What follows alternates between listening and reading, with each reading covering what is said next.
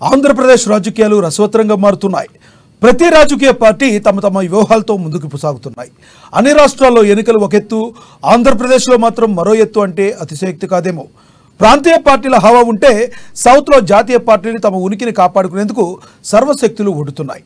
నాటకీయ పరిణామాల మధ్య 2014లో ఆంధ్రప్రదేశ్ని విడగొట్టిన తర్వాత కాంగ్రెస్ పార్టీ తన మనుగడను ఏపీలో కోల్పోయిందనే చెప్పాలి. అయితే జాతీయ పార్టీ బీజేపీ మాత్రం కొన్ని కారణాల వల్ల ఆశించిన స్థాయిలో ఏపీలో రాణించలేదనే చెప్పాలి. కానీ ఇప్పుడు కమలదళం ఏపీలో పూర్తిగా ఫోకస్ పెట్టినట్లే కనబడుతుంది. తన మార్కు రాజకీయంతో రానున్న రోజుల్లో బీజేపీని బలోపేతం చేసే దిశగా ఒడివడిగా అడుగులు వేస్తూనే ఉంది. అయితే ఇప్పటికే ఏపీలో బీజేపీకి ఓట్ బ్యాంక్ పెద్దగా లేకపోయినా బీజేపీ బలంగానే ఉందని చెప్పడంలో సందేహం లేదు. ఎందుకంటే ప్రస్తుత వైసీపీ ప్రభుత్వం బీజేపీని కాదని ఒక్క అడుగు కూడా ముందుకు వేయలేని పరిస్థితి. దానికి కారణాలేంటో ఏపీ ప్రజలందరికీ తెలుసు. జనసేన అధినేత పవన్ కళ్యాణ్ అయితే ఆల్రెడీ ఎన్డీఏలోనే ఉన్నారు. ప్రస్తుతం టీడీపీ కూడా ఎన్డీఏలోకి వెళ్ళడానికి విశ్వ ప్రయత్నాలు చేస్తుంది.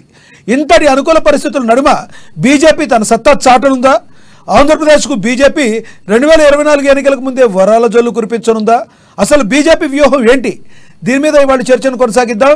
చర్చలో పాల్గొనేందుకు మనసుతో సిద్ధంగా ఉన్నారు బీజేపీ నుంచి బీజేపీ నేత మాల కొండయ్య గారు, అదేవిధంగా జనసేన నేత సుందర్ గారు, టీడీపీ నేత తులసిరెడ్డి గారు, అనలిస్ట్ సయ్యద్ అహ్మద్ గారు. నమస్తే అండి అందరికీ. Good afternoon sir. Good afternoon అండి. ఏపీలో కమలదళం వ్యూహం ఎలా ఉండబోతుందో చెప్పడానికి మనతో మాల కొండయ్య గారు ఉన్నారు. మాల కొండయ్య గారు చెప్పండి, బీజేపీ రానున్న ఎన్నికల్లో తమ వ్యూహం ఎలా ఉండబోతుంది? మరి పొత్తులో టీడీపీతో జనసేనతో వెళ్ళనుందా, లేదంటే మీరేమైనా విడిగా వెళ్ళే అవకాశం ఉందా? నమస్తే బ్రదర్, మీకు డిబేట్ లో ఉన్నటువంటి పెద్దలందరికీను, అదేవిధంగా అమ్మానుష్ టీవీ ప్రేక్షకులకు కూడా నా యొక్క నమస్కారాలు తెలియజేస్తున్నాను. ఈరోజు ఆంధ్రప్రదేశ్ లో ఉండేటటువంటి ప్రత్యేకతలు, రాజకీయ అంశాలు, ఆంధ్రప్రదేశ్ అభివృద్ధి ఏదైతే ఉందో ఇది భారతీయ జనతా పార్టీ పూర్తిగా భారతీయ జనతా పార్టీ ప్రభుత్వం ఆంధ్రప్రదేశ్ ను అభివృద్ధి చేస్తూ ఎలక్షన్ కి సిద్ధమవుతున్నటువంటి పార్టీ భారతీయ జనతా పార్టీ. మా రాష్ట్ర అధ్యక్షురాలు శ్రీమతి సోనియా, మా అధ్యక్షురాలు పురంధేశ్వరి గారు నిన్న మొన్న కూడా మా జాతీయ నాయకులతో కలిపి సమావేశాలు ఏర్పాటు చేశారు. నాయకులందరూ కూడా చాలా ఇంట్రెస్ట్ తోటి, బాధ్యతతోటి ఎన్నికల్లో విజయం అందించేలాగా ప్రయత్నాలు చేస్తున్నారు.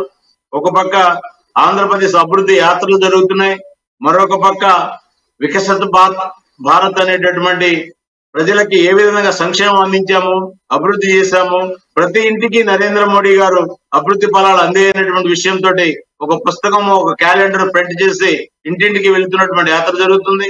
మరొక పక్క పోరుబారు చేస్తున్నాము. ఇవన్నీ కూడా ప్రజల్లో మమేకమయ్యి భారతీయ జనతా పార్టీ ఒక బలమైనటువంటి పార్టీగా ఆంధ్రప్రదేశ్ లో అవతరిస్తుంది, ముందుకెళ్తుంది. నిన్న మీరందరూ గమనించారు, విజయవాడలో జరిగిన సమావేశం ద్వారా 175 స్థానాలకి పోటీ చేయాలి, 25 పార్లమెంట్లకి పోటీ చేయాలి, మేము ఎన్నికలకు సిద్ధమవుతున్నాం అని చెప్పి మా నాయకులందరూ కూడా సమర్థత ప్రకటించినటువంటి విషయం. ఆ విధంగా ఆంధ్రప్రదేశ్ అభివృద్ధి భారతీయ జనతా పార్టీ యొక్క మార్కు, నరేంద్ర మోడీ గారి యొక్క అభివృద్ధి. ఇవాళ ఆంధ్రప్రదేశ్ లో అభివృద్ధి జరుగుతుందంటే కేవలం నరేంద్ర మోడీ గారి ప్రభుత్వం, బీజేపీ ప్రభుత్వం యొక్క అభివృద్ధి తప్ప వేరే అభివృద్ధి ఎక్కడా లేదు. ఇది ప్రజలందరూ గమనిస్తున్నటువంటి పరిస్థితి. ఆ కారణంగానే మేము భారతీయ జనతా పార్టీ. మాలకొండయ్య గారు మీరు చెప్పింది కరెక్టే, కానీ బీజేపీ భారతదేశం మొత్తాన్ని అభివృద్ధి చేసి ఉండొచ్చు, కానీ ఆంధ్రప్రదేశ్ ఎందుకంటే ఇప్పటి వరకు మర్చిపోయింది? అంటే బీజేపీ ఎక్కడ గెలిస్తే, ఎక్కడ తన గుర్తు మీద గెలిస్తే అప్పుడే అభివృద్ధి చేస్తుందా? అప్పటి వరకు అభివృద్ధి జోలికే వెళ్ళదంటారా? ఎందుకంటే స్వయాన నరేంద్ర మోడీ గారు ఆంధ్రప్రదేశ్ క్యాపిటల్ సిటీ ఇది అని చెప్పి ఆయన నీళ్లు మట్టి తీసుకొచ్చి ఇచ్చారు. కానీ ఇప్పటి వరకు వైసీపీ ప్రభుత్వం మీద స్ట్రెస్ కనీసం తీసుకురాలేదు, క్యాపిటల్ సిటీ రాలేదు. అంటే రాష్ట్రమే తీసుకోవాలి, కానీ ఇప్పటి వరకు బీజేపీ ఎందుకు అభివృద్ధికి దూరంగా ఉంచింది ఆంధ్రప్రదేశ్ని? ఇది నా ప్రశ్న కాదు, సామాన్య జనాల్లో ఉన్న ప్రశ్న. బ్రదర్, మీరు మీ నోటి ద్వారా వచ్చినటువంటి ఈ 2 మాటలు మేము ఒక విధంగా ఆనందపడుతున్నాం, ఒక విధంగా బాధపడుతున్నాం. అంటే ప్రజల మాటగా చెప్పినటువంటి విషయం ఒకటైతే, యాంకర్ గా మీరు చాలా ఇలాంటి డిబేట్లు నిర్వహించినటువంటి వ్యక్తిగా మీకుండేటటువంటి అనుభవం చూసినట్లయితే భారతీయ జనతా పార్టీ ఆంధ్రప్రదేశ్ కి అన్ని విధాలుగా ఆదుకుంటున్నప్పటికీ, అన్ని విధాలుగా నిధులిస్తున్నప్పటికీ, రాజధాని అమరావతి అని పదే పదే చెబుతున్నప్పటికీ, పోలవరానికి 100% నిధులిస్తున్నప్పటికీ, ఏదైతే విశాఖ స్టీల్ ప్లాంట్ ని అభివృద్ధి చేయడానికి టెండర్లు పిలిచి మౌలిక సదుపాయాలు ఏర్పాటు చేసినప్పటికీ, రైల్వే జోన్ కేంద్ర ప్రభుత్వం ప్రకటించి నిధులు ఇచ్చినప్పటికీ, ఆంధ్రప్రదేశ్ ఏదైతే రాజధాని కోసం విజయవాడ గుంటూరు కేంద్రంగా నిధులు ఇచ్చినప్పటికీ, ఇన్ని విధాలుగా సహకరిస్తున్నప్పటికీ కూడా మీరు గెలిస్తేనే అభివృద్ధి చేస్తారు, మీరు గెలిస్తేనే నిధులు ఇస్తారని చెప్పి మీ నోటితో పలికేటటువంటి మాటలు ఏవైతే ఉన్నాయో ఆంధ్రప్రదేశ్ ప్రజలను కూడా మీరు ఒక విధంగా మోసం చేసే విధంగా ఆ మాటలు మీరు మాట్లాడటం. మాలకొండ గారు ఇది నా మాట కాదు, ఒక్క మాట. మీరు నిజంగా చేసి ఉండొచ్చు కాక, కానీ రాష్ట్ర ప్రభుత్వం మరి ప్రజలకి మీరు ప్రయత్నం చేస్తున్నట్టు కనబడితే సరిపోదు కదా, ఆ ఫలాలు అయితే ప్రజలకు అందాలి కదా. వైసీపీ ప్రభుత్వం మీకు అడ్డుకోవచ్చు, లేదంటే చేయకపోయి ఉండొచ్చు, కానీ ఎందుకు కేంద్ర ప్రభుత్వంలో ఉండి ఇప్పటి వరకు మీరు చేయలేకపోయారనేది మీరు చేస్తున్నాము అన్నారు.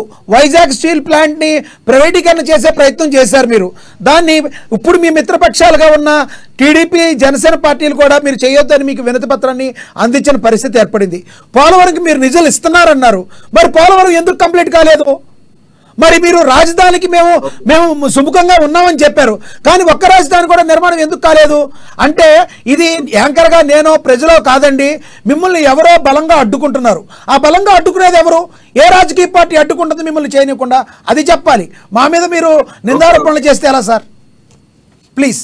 ఓకే, నేను మిమ్మల్ని అభినందిస్తూనే